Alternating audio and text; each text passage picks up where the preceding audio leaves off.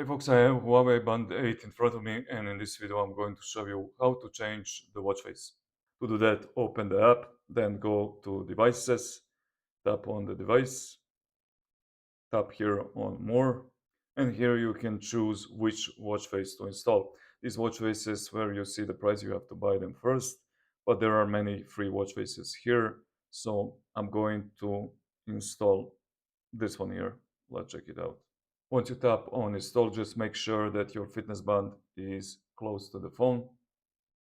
And once the watch face is installed, you're going to see it on your fitness band. Now you can tap and hold on the watch face, and this will give you option to toggle between the installed watch faces. So you already have few of them are installed. And if you scroll to back, you will see those which you have installed here. And yeah, to confirm which fitness band you want, you can just tap on it here. And that's pretty much it. Thank you guys for watching. I hope that this video was useful to you. If you have any questions, please leave them in the comment box below. Again, thanks for watching. Have a nice day and see you in the next one.